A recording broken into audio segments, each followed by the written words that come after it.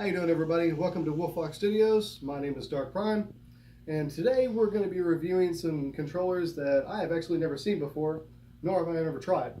So, with that being said, let's get down to it. Alright, so here we have four controllers that we're going to be going over. I've got the other one off the side because it's actually a different brand, and I've actually never experienced any of these controllers before, so this is the first time for me. These controllers are by the 8-Bit Do company. This company makes a really nice controller. All of the controllers are Bluetooth. They all have the same functionalities as each regular controller. They're the same size, They are a different weight because of the added features that they do add in each controller. They are all Bluetooth. And you can connect them with USB in case, say, you need to charge the controller, say the controller is dying, so you actually can charge it and use it Bluetooth and USB enabled. So we're going to go over the first controller here. This one is the SF30 Pro Bluetooth gamepad. It comes with a USB-C, motion controls, it has rumble capabilities, and it is 100% Bluetooth. Keep in mind these controllers are not sponsored. This is not a sponsored video. I do this out of my own free time. All these controllers are brand new. I got each of these controllers from Amazon. You can get them straight from the company, but I chose to go to Amazon so I can get them a little bit cheaper. As you can tell, it comes with the instructions, which I don't know if anybody that needs instructions these time of days. So it comes with the USB-C, just like if you were using an Android or one of the newer Androids, they all have the USB-C stick. So if you lose that, it's okay. You always have another one. It's got two toggles on the side. Both have the C-stick click buttons. Okay, it's kind of got a little bit of weight to it, so it's a little bit different. All the buttons are functionable. It's got four buttons on the top, a sensor button, your start and your select. Oh, look, it's drawing up here. So compare it to a regular controller. This is a regular NES controller. As you can tell, the controllers are the exact same size on both of the controllers. The only difference in the functionality between one and the other is this one's an actual controller. This one's full Bluetooth and USB. If you look at the top, as I said before, you've got four toggles on the top instead of having two of your right and left. They both have very nice spring set buttons on the original. If you're wanting to go a cheaper route, you can always do the regular standard USB controller. I got this for around $7. It came with my Raspberry Pi. And this controller it's a nice controller, but the only issue that I have with it is it just feels really lightweight and fake. And what I mean by that is it just doesn't feel very authentic. And as you can tell, like I say, if you look at the top buttons, the top buttons are really springy, which is really good, but, it just doesn't have that shine as the other ones do. The buttons look a little bit smaller than the regular size buttons on a regular NES controller. So if I had my choice, if I'm on a budget, I can understand getting one of these. Like I said, they're around $7 to $10. They do plug in USB, so they plug directly into your computer. They work with any Android device and any iPhone device or iPad device as well, providing you have the connections to go with it. This one is fully Bluetooth enabled. It does work with Android, iPhone, your PC, your Mac, and it works with your Nintendo Switch as well. So all you do is basically you just connect it straight to your Switch, and it functions just like a regular controller if you were working, say, with any of your regular NES games. All the buttons spring back very well. They did a really good job on making this controller. and trying to do their best on designing it exactly like the original NES. The only differences I see between these two controllers is the toggles in the front, and the buttons on the original controller. These ones are enabled with your, they're not indented like the original ones are. If you look at the original ones, they're indented on the front. These ones are not. Okay, so moving on to the next controller.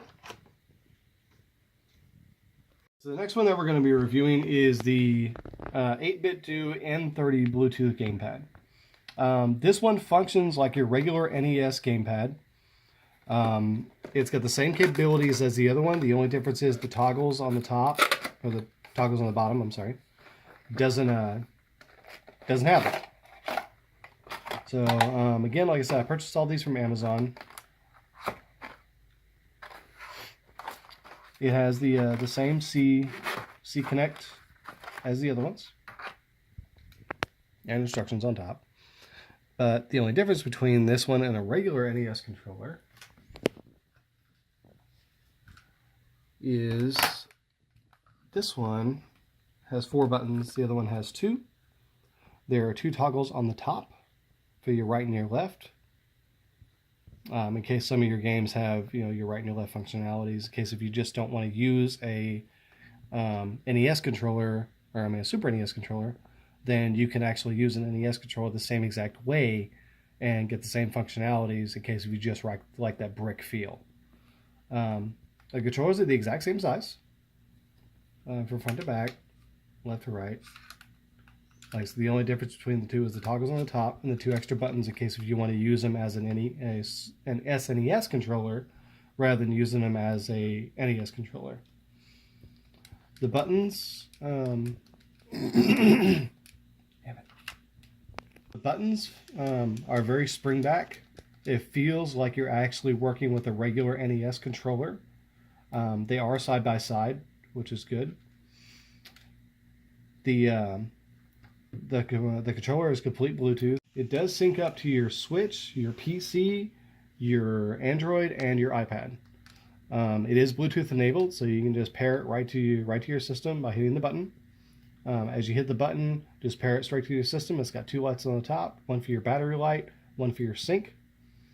It's also for your Player 1 and Player 2, in case you have 2 of them. But the buttons function very well. It's like feeling of a regular NES controller, like in your hand. Like it does have a little bit of weight to it, but just without the functionality of the wire. So in comparison, so the color is pretty spot on between the two. So the only difference between the two are the 2 buttons that are on the top, and the 2 other buttons that are on the other top. So the L and the R. Compared to this is a retro bit controller. This specific controller only functions with the classic controllers. This company makes a really good controller, but the only problem I have with this controller is it only works with a certain number of products. So when they made this controller, they never actually exactly made a Bluetooth enabled controller.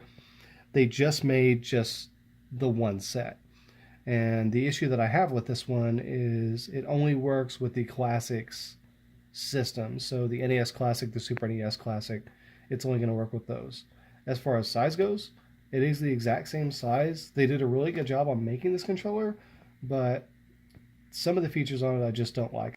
The only issue I have with it is it functions very well, but you have to have a third party in order to function the controller. To work with, say, your PC. If you're working it with your Switch, you have to have that third party there in order to connect it, because it only is functionable with the NES and the classic NES, the NES Classic and the SNES Classic. So there's that. All right, so my third controller is the 8-bit to N30 Pro 2 controller. This controller, again, is completely Bluetooth. It has all the same functionalities as your regular NES controller and your Super NES controller, with 2 toggles on the bottom. So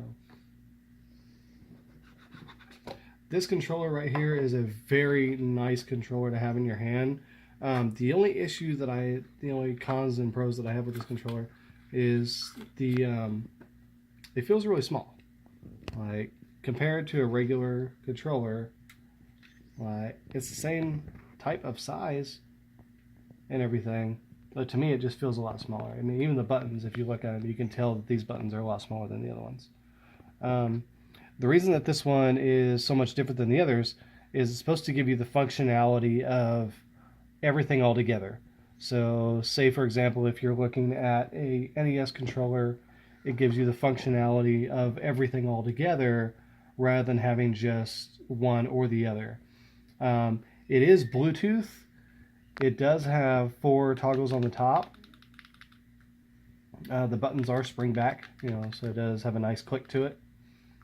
The D-pad is just a regular standard D-pad, but it does have the functionality of the toggles on the bottom, and they both have click back as well.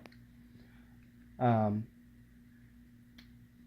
buttons are a little bit smaller than your regular standard NES and Super NES buttons, but say, for example, if you're on the go and you just need a controller, this is a really good controller to have because it basically just fits right in your pocket.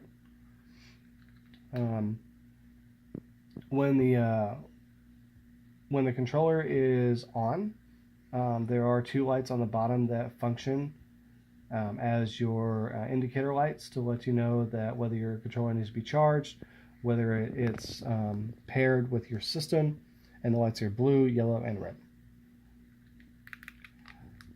Other than that, like I said, it's a really nice controller to have. It's very lightweight, and it works with just about anything. It works with your Switch, it works with your PC, your Android, your iPhone, your iPad. Pretty much anything that has the capability of running a controller, this controller will do. 8-Bit Do did a really good job on these controllers, especially with their functionality and trying to give the customer the best thing that they possibly could in order to get these controllers the right way. To give everybody a chance to actually get something very decent in their setup and their controllers and things. So there you have it. If I had to choose one of these controllers, I would probably go with the N Pro Do, just for the simple fact that it has everything in it.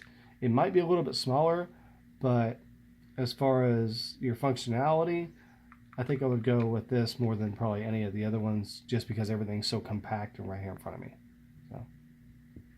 Alright, so this next controller is a controller that I have actually never seen before. I picked this up at a local vintage stock, but you can actually get this online on Amazon. Unfortunately, the company that made this controller no longer exists anymore, and I didn't know that at the time that I bought it. So the company is made by the Emilio company, or Emilio, however you want to pronounce that. And it has the functionality of basically anything. It does work with the Switch, and it does have Bluetooth capabilities. It is wireless. It is rechargeable.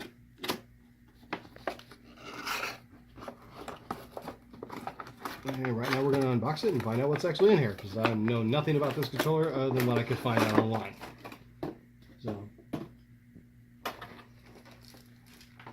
So taking it straight out of the box, I could see that, it does have a couple things with it that I didn't know was in there. So if you look at this, it's got faceplates. So that's kind of cool. It's got the NES, the Super NES, the GameCube, and the N64 all in one plate. Technically, you probably don't have to put these on in order to get it on there. I'm not sure if you have to unscrew it or it just pops off. So let's see. I think it just snaps on. I don't think it snaps on the top like that. No, I think you have to take the other. I think you have to take the other one off. Yeah. Just now. So it just snaps off. Well, I'm assuming it snaps off.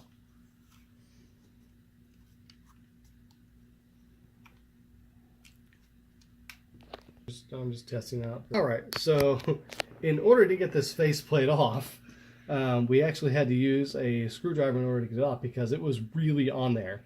So if you're worried about breaking these, I wouldn't actually worry about it, because the way that this controller is designed, it has 2 clicks in the front, and it has one very hard click in the back in order to hold all these together. So, say for example, if you're wanting to use the, we'll say the NES controller. So, if you pick up the NES one, for example, basically it functions just like a regular NES controller, with its own little, what do you call it, circuit board in the back. So you just want to stick that in there. The buttons are a little bit smaller than your regular standard controller. So say for example, if I was to compare the two, these buttons are smaller than these ones. Has the same size of the square, but as far as the buttons go, they're smaller. Don't know why. Maybe I just wanted to try to fit it all in there. Which, if they really wanted to, they actually could have made them a little bit bigger, you know, with all that extra room on the sides. You know, I don't see why they wouldn't have been able to. So, if we were to compare, say, a GameCube one, on the GameCube side of things, this is basically your C-stick down here, and then you would have your regular functionality. Ooh, those buttons actually feel kind of nice. They're a little bit smaller, but that's okay. All right. Yeah. All right, so in comparison to our actual regular GameCube controller, you can tell a major size difference in the two, just to make sure that everything was compact and fit into one area. It's basically like playing a mini GameCube controller, like one of the really small minis, which I actually do have. So basically, the same functionalities are in this controller as it was in this one. The only difference I think in the two is this one doesn't have the Z button on the top, but it does have 2 other switches. So if you actually needed to play, if you needed it to say, if you wanted to use it as a GameCube controller, it does have all the functionalities that you would actually need in order to play it. You know, it has the C stick on the bottom, it has the layout of the D-pad here, your other toggle on this side. You know, it has the same functionalities, it's just a lot smaller. The buttons are actually really springy on this controller. I didn't expect it to be that whenever I first opened it. I thought it was going to be, you know, like really, really cheap plastic, you know, just like the original, you know, controller. But no, but that's okay. But it does have all the same functionalities as if you're working a regular controller. It's just very, very small. Now, my only thing is if I was to play, say, N64, for example, I have very big hands, as you can tell. So, with that being said, you know, I basically cover up this whole entire thing. So, me hitting a secondary button would be almost unavoidable with trying to navigate this controller as best I could carefully, with the exception of the A and the B buttons. I would definitely hit 2 or 3 of these buttons at the exact same time if I was to try to run this on a regular N64. There's just no way for me to be able to do it. It's a nice controller, don't get me wrong, but for my hands, like I just would not be able to do this controller with this type of setup the way that they have it set up here. I would have to use the toggle for my C stick, and then use the A and the B, and then modify the controller to where I wouldn't have to use this part. So that's just my own personal opinion. You know, take it or leave it. And then the same way with the classic NES controller. You know, it has the same functionalities as regular one. Like I said, the buttons are a little bit smaller than your average size controller. So if you was to put them side by side, you can definitely tell a size difference in the two. They are closer together, but again, that's because I'm assuming they try to compact everything and try to, you know, eliminate as much space as they can to try to make for comfort. But I will never know. So there's that. So if I had to choose a controller to play off of, I would probably end up choosing the 8-bit Do controller as opposed. I do like the different snap sizes though. I think those are really cool. There's the purple one, the NES one. Or wait, no, that's the NES. This is the Super NES one.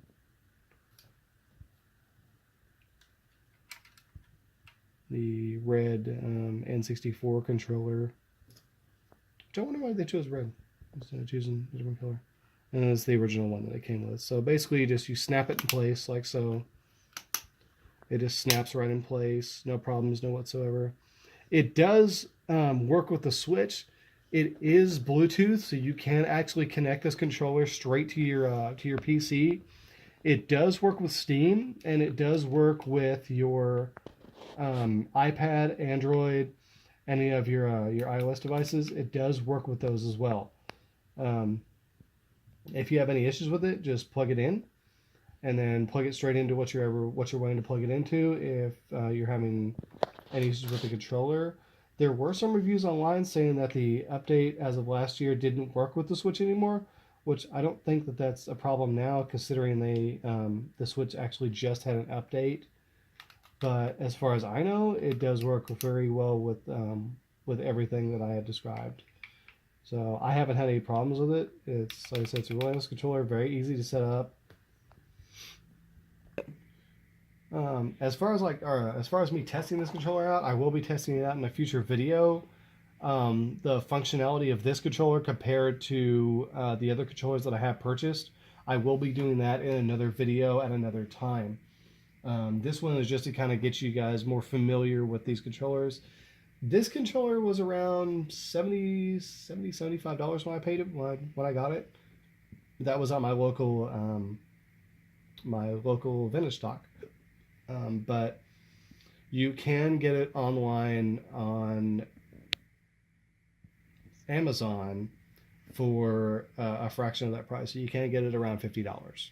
So I mean, it's a little bit cheaper on the low end. You can actually even get it used if you actually wanted to save you a little bit more money. But I personally wouldn't. I prefer my controllers new. But that's just my own opinion. Take it or leave it.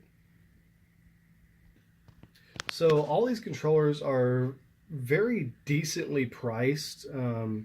If you're needing a really nice controller, I would definitely go with one of the 8-bit duos.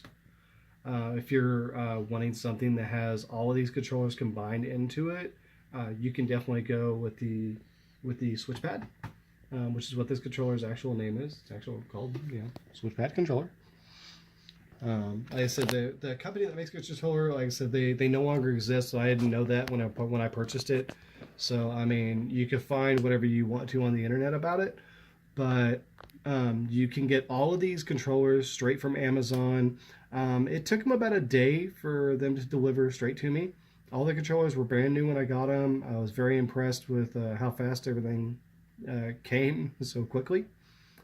And if I had to rate these controllers from least to greatest, I would say this one being the least, these two possibly being the least out of the controllers, this one being the next in line, and then this one probably being my top controller that I would use probably every day. Okay, so I would probably choose this one overall, just for the sheer functionality that I really like the NES. I like the functionality of it. A lot of my favorite games are on there, and I like to have that feel of having that controller still in my hand while I'm playing it. To have the actual buttons and everything functionably in my hand comfortably. So I would probably choose this controller over all of these, even though they're all really great controllers. Don't get me wrong, and they did a really good job on making them. But I would probably choose this one over all of them just for the nostalgia feel of having that controller.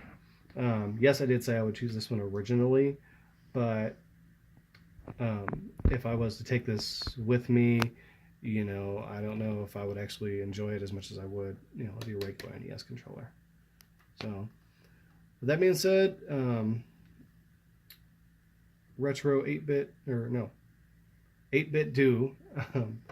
Thank you for these controllers. They are really great to have. I'm really happy to have them, and I will be using them in future videos when I go to show the functionality of each controller on the Switch and how well they actually work. Anyways, thank y'all for watching. Y'all have a great day.